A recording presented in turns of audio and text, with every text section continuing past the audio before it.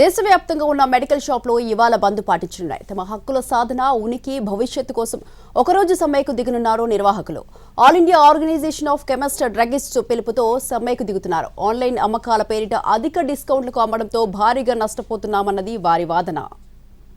దేశవ్యాప్తంగా దాదాపు 12.5 లక్షల మందుల షాపులు మూతపడనున్నాయి. ఆన్లైన్ మెడిసిన్ అమ్మకూడదు అనే ప్రధాన డిమాండ్తో బంద్ పాటించనున్నారు. తెలుగు రాష్ట్రాల్లో ప్రతి జిల్లా ప్రధాన కేంద్రంలో ర్యాలీలు నిర్వహించనున్నారు.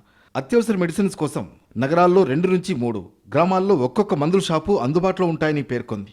దాదాపుగా అన్ని మందుల దుకాణాలను క్లోజ్ చేస్తామని తెలిపారు. ఆన్లైన్ మందుల విక్రయాలను వ్యతిరేకిస్తూ all India organisation of chemist and druggists పిలుపుతో దేశవ్యాప్తంగా మెడికల్ షాపులు బంద్ చేయనున్నారు.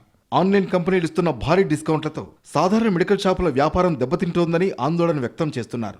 కోవిడ్ సమయంలో ఆన్లైన్ మందుల అమ్మకాలకు ఇచ్చిన తాత్కాలిక అనుమతులను కేంద్రం రద్దు చేయాలని డిమాండ్ చేస్తున్నారు.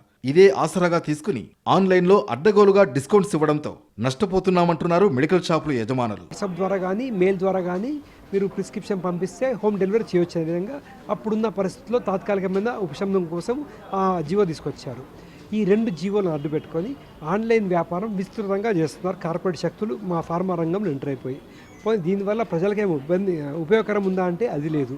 ఈ ఆన్లైన్ ఫార్మసీలు విచ్చలవిడిగా నియమాలని ఉల్లంఘిస్తూ హ్యాబిట్ ఫార్మింగ్ డ్రగ్స్ కానీ యాంటీబయాటిక్స్ కానీ విచ్చలవిడిగా అమ్మకాలు సాగిస్తున్నారు.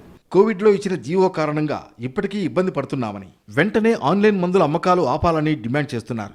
యువత దారి తప్పకుండా ఉండాలంటే ఆన్లైన్ మందుల అమ్మకాలు ఆగాలంటున్నారు. ఎలాంటి ప్రిస్క్రిప్షన్ లేకుండా కేవలం డిస్కౌంట్ల పేరుతో కొన్ని కార్పొరేట్ కంపెనీలు ప్రజా ఆరోగ్యాలతో చెలగాటమాడుతున్నాయని ఆవేదన వ్యక్తం చేస్తున్నారు.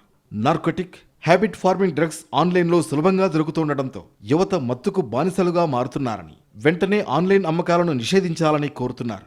మెడికల్ షాపుల బంద్తో ప్రజలకు ఇబ్బందులు తప్పేలా లేవు.